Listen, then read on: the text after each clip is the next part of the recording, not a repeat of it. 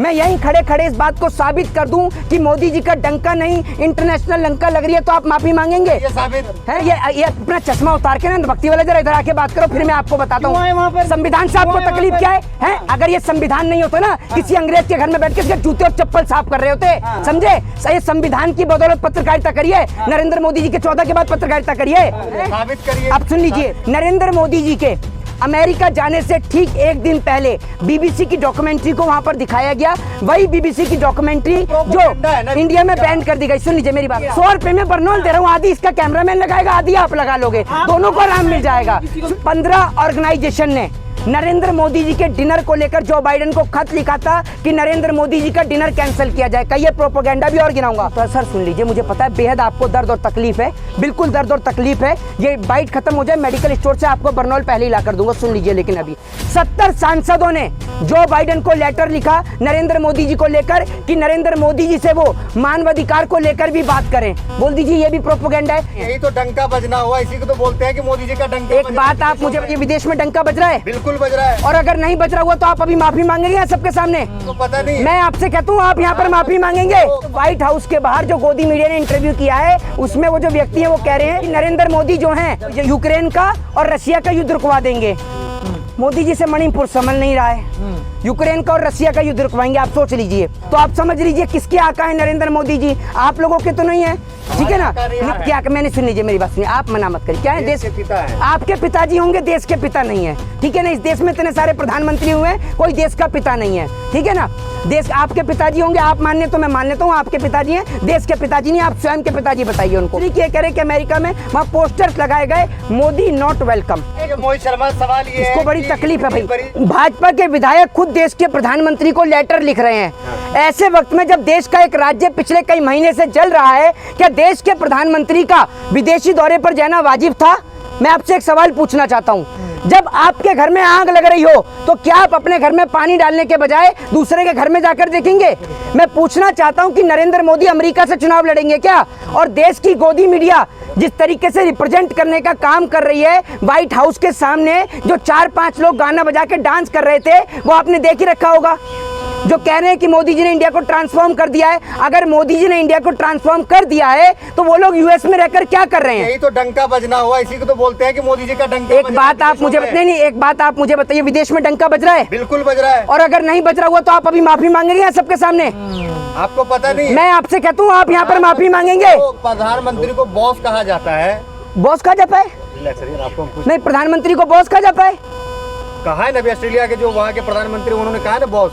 नहीं, एक बात आप मुझे नहीं, एक बात मुझे बताइए, जिस तरीके से दिखाया जा रहा है वो लोग कह रहे हैं, सुन लीजिए, वो जो व्हाइट हाउस के बाहर जो गोदी मीडिया ने इंटरव्यू किया है, उसमें वो जो व्यक्ति है वो कह रहे हैं कि नरेंद्र मोदी जो हैं वो अमेरिका का, वो यूक्रेन का और रशिया का युद्ध रुकवा देंगे। मोदी जी से मणिपुर समझ नहीं रहा है, यूक्रेन का और रशिया का युद्ध रुकवाएंगे, आप सोच लीजिए कितनी बड़ी अंधभक्ति सर छाई हुई है। और ये जो भाई कह रहे थे अभी, इसने बात को काट दिया, पत्रकार महोदय ने, मैं इससे वापस पूछना चाहूंगा कि अगर मैं यहीं खड़े खड़े इस बात को साबित कर दूं कि मोदी जी का डंका नहीं इंटरनेशनल लंका लग रही है, तो आप माफी मांगेंगे? ये साबित है, साबित करिए। आप सुन लीजिए, देश की जो क्या कहते हैं तमाम चैनल हैं और फॉरेन के जो चैनल्स हैं उन्होंने भी उसको छापा है। फॉरेन के चैनल्स की आपको बताऊंगा तो आप कहोगे कि विदेशी मीडिया नरेंद्र मोदी को बदनाम करने का काम कर रही है, तो इंडियन मीडिया ने भी छापा है। नरेंद्र मोदी जी के अमेरिका जाने से ठीक एक दिन पहले बीबीसी की डॉक्यूमेंट्री को वहां पर दिखाया गया, वही बीबीसी की डॉक्यूमेंट्री जो इंडिया में बैन कर दी गई। सुन लीजिए मेरी बात, सुन लीजिए, बदनाम करने के लिए प्रोपेगेंडा। हाँ, अभी और बताता हूँ, इसके अलावा और बता रहा हूँ।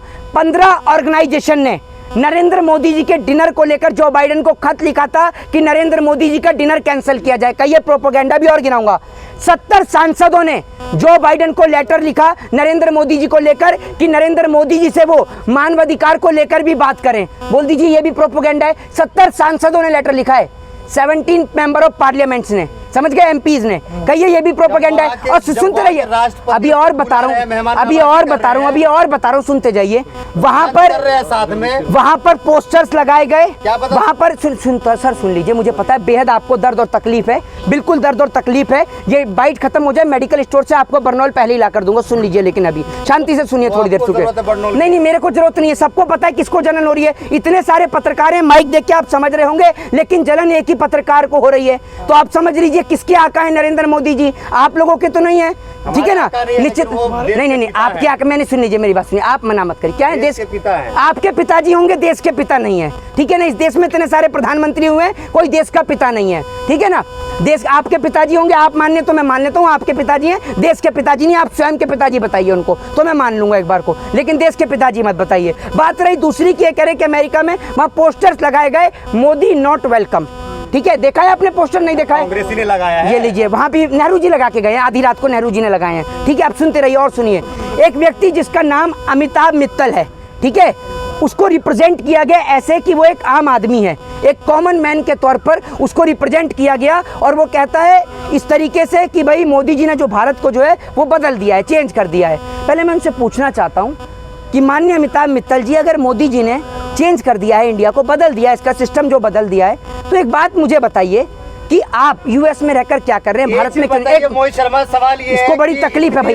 बड़े भाई आप क्या चाहते हैं? उसके जो सीईओ है वो क्या पसंद कर रहे हैं? बड़े भैया मैं कह रहा हूँ, अगर किसी का कोई एक मिनट, मैं कह रहा हूँ सुन लीजिए, इनको बहुत तकलीफ है, ये मोदी जी की बुराई सुन भी नहीं रहे हैं। एक काम करिए, पहले एक मिनट जाइए, किसी का अगर कोई किसी का कैमरामैन खाली हो ना, किसी का कैमरामैन खाली हो, भैया बर्नौल लगा लो, अरे बर्नौल लेके लगा लो। राहुल गांधी का चमचागिरी ये लीजिए, ये लीजिए, सरकारों को घूस दे रहे हैं। मेरी बात सुनिए, घूस नहीं दे रहा हूँ, आपको इतनी तकलीफ है, आपको इतनी तकलीफ है, इतनी तकलीफ है इस मेरे भाई को, इतनी तकलीफ है। ये लीजिए 100 रुपए में, मतलब ये लीजिए, देख लीजिए, ये इतना सस्ता पत्रकार है, 100 रुपए में जमीन बेचता, बड़ा ही निचले स्तर का पत्रकार है भैया, तू तो बहुत ही निचले स्तर का है। 100 रुपए में बर्नौल दे रहा हूँ, आधी इसका कैमरामैन लगाएगा, आधी आप लगा लोगे, दोनों को आराम मिल जाएगा। सुन लीजिए, ये सुन तो लीजिए, मैं थोड़ी बता रहा हूँ अपनी, अब मैं अपनी बता रहा हूँ तो समझ में भी आई है। ये भैया ये मोदी जी के मोदी नॉट वेलकम के वहाँ पोस्टर लगे हैं। अब बात करें तो अमिताभ मित्तल की, अब ये देख लीजिए, लगाया होगा। अरे भाई कोई शक थोड़ी है, वो जो 70 सांसद है वो भी वहाँ कांग्रेस के ही होंगे, क्या पता उनके विचार से। वो जो 15 ऑर्गेनाइजेशन है वो भी कांग्रेस की होंगी, कांग्रेस विचार के हों। अच्छा भाई बहुत, ये देखिए पूरी दुनिया मोदी के साथ आपकी कोई दवाई नहीं है, मैं आपको जाते वक्त स्पेशल बर्नौल ला के दूंगा, हाई क्वालिटी की, जो लगाएं और लगा के आप सोएं, क्योंकि गर्मी का दिन है, जलन ज्यादा हो रही है इन्हें, इसलिए बर्नौल दूंगा, तब इनको आराम पड़ेगा थोड़ा सा। सुन लीजिए, हाँ विकास हो गया, देखा नहीं आपने? पहले आप ये देखिए, पहले जो है नवाज शरीफ को नहीं बुलाया गया, लेकिन मोदी को बुलाया जा रहा है। हाँ इमरान खान को नहीं, देखिए ये देखिए, अब तक तो देखिए, अब तक हाँ, अब तक तो सुन लीजिए, अब तक तो मेरी बात सुनिए, मेरी बात सुन लीजिए भाई, मैं बता रहा हूँ, एक मिनट रुक जाइए, आप सुन लीजिए। अब तक तो मैं आपसे ऐसी समझ रहा था, अब देखिए नवाज शरीफ जेल के अंदर है, इन्हें ये नहीं पता है कि पाकिस्तान के अंदर कौन प्रधान क्या है। मुसलमानों के नाम एक जैसे होते हैं ना, तो अच्छा मुसलमानों के नाम एक जैसे होते हैं। अब ये सुनिए, ये गोदी मीडिया का ही पत्रकार है, तो आपको पता ही चल गया होगा, क्योंकि गोदी मीडिया पे 2 ही एजेंडे रहते हैं, या तो मुसलमान नहीं है तो पाकिस्तान, तो ये पाकिस्तान ले आया। पहले मोदी जी की बुराई से सहन नहीं हुई, तो अब इसने सोचा पाकिस्तान लाके बीच में खड़ा कर दूं।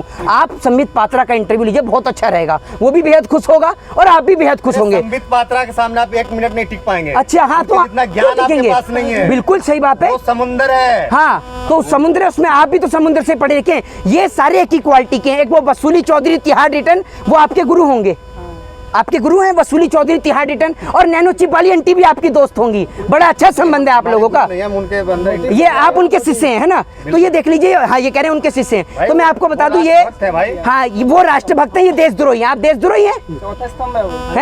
तो आप 1 मिनट सुन लीजिए, मेरी बात सुन लीजिए 1 मिनट, वो चौथे स्तंभ है, आप क्या हैं? आप क्या हैं? दलाली स्तंभ, गोदी मीडिया के स्तंभ, पेट भरने वाले, क्या है आप? कौन से स्तंभ है जरा बताइए? आप भी तो चौथे स्तंभ है। असल में इनकी गलती नहीं है, इन्होंने समझा है देश में चौथा स्तंभ सिर्फ वही बचा है जो मोदी जी की दलाली करे। अब ये दलाली कर रहा है ताकि ये चौथा स्तंभ बने। भैया चौथा स्तंभ वो है जो निष्पक्ष होकर पत्रकारिता करे। सुनिए, जिस तरीके से मोदी जी का जो है पूरे दुनिया पूरे वर्ल्ड में डंका बज रहा है, उस हिसाब से ये लग रहा है जी 24 में जो है प्रधानमंत्री जो है वो तीसरी बार, जो मोदी है, माफ कीजिएगा मोदी, वो तीसरी बार प्रधानमंत्री बनने जा रहे हैं। अच्छा जरा ये बताइए, अपने नाम नहीं, अपने और अपने चैनल के नाम सहित बताइए, कितने विदेश की यात्रा आप करके आए हैं? अरे सोशल मीडिया पे देखते हैं ना भाई। क्या? कौन सी सोशल मीडिया पे दिखा रहा है? सोशल मीडिया पे कौन सी सोशल मीडिया बताइए जरा, एक आध का नाम पे भी आया था। आहा, तो ये देखा व्हाट्सएप वाला ज्ञान है, ये सुबह सुबह बाथरूम में बैठ के पढ़ते हैं, व्हाट्सएप का ज्ञान लेकर आ रहे हैं। भैया ये व्हाट्सएप का ज्ञान छोड़ दो, इस व्हाट्सएप के ज्ञान ने तो पूरे देश का बेड़ा गर्क कर दिया है। ये बेफजूल के अतथ्य बातों का प्रयोग ना किया जाए। ना मोदी जी 24 में आ रहे हैं ना, अभी गायब थे कहीं पर। अरे गुमशुदा की पोस्टर लगवा दो उनको, प्रधानमंत्री बन रहे हैं ना। मेरे बताने से आपके बताने कैसे बन जाएंगे? देश में लोग महंगाई से जूझ रहे हैं, किसान आत्महत्या हत्या कर रहा है, ठीक है, जवान सरहद पर शहीद हो रहा है। मोदी जी कैसे आएंगे 24 में? राम मंदिर बन रहा है ना, है तो आप एक राम मंदिर बन रहा है, राम मंदिर बहुत बड़ी जगह में बनना है। एक काम करिए, सुरक्षित हो गया है ना, लोग वोट करेंगे। अच्छा, तो जो मणिपुर में मर रहे हैं वो कौन है? गूंगा हो गया ये पत्रकार, गूंगा हो गया, अब आवाज नहीं आएगी इसकी, बिल्कुल गूंगा हो गया। अभी जो किसान जिनों के ऊपर लाठी डंडे भाजे गए थे वो कौन किसान थे? बोलिए गूंगे पत्रकार। सबने वोट दिया भाजपा को, सबने भाजपा को वोट सबकी आप सबके नहीं, सबके घर का सर्वे आप करके आए थे, हमने तो नहीं दिया। दिल से सब भाजपा ही है। अच्छा, आप भाजपा ही होंगे तो सबकी कैसे बता रहे हैं दिल से भाजपा ही हैं? आप भाजपा ही होंगे हैं? जो किसान बैठे थे उन्होंने भाजपा को वोट नहीं दिया। आपने सब किसानों का सर्वे किया है? अगर एक मिनट, एक बात मुझे बताइए, अरे सुन लीजिए, सब किसानों ने वोट दिया था ना, तो नरेंद्र मोदी जी काहे यूपी छोड़कर पंजाब से चुनाव नहीं लड़ लेते? पंजाब में तो बेहद किसान है, पता चल जाएगा। मोदी जी वहीं से चुनाव लड़ते हैं जहाँ हिंदू मुसलमान होता है। पंजाब से लड़कर देख लें, बता देगी पंजाब की जनता उन्हें कि क्या होता है वहां पर, पंजाब में कितना काम किया है या देश में कितना काम किया है। लड़ेंगे नरेंद्र मोदी जी, बन रहे ना मोदी जी प्रधान, क्यों बनेंगे? तो मोदी ने तो कौन? अभी आप राम मंदिर हैं, मोदी ने तो कौन? मोदी जी झूठी तो बोलते हैं, शेख सिल्ली को बना दो, झूठी बोलना है तो, लंबी लंबी फेंकवानी उसी को बना दो। कौन? क्या मोदी ने तो कौन? मैं बोलता रहा हूँ, मोदी जी अगर झूठ बोलते हैं, झूठ बोलने वाला ही चाहिए, तो शेख सिल्ली को बना दो। शेख सिल्ली भी तो लंबी लंबी फेंक रहा है, हैं?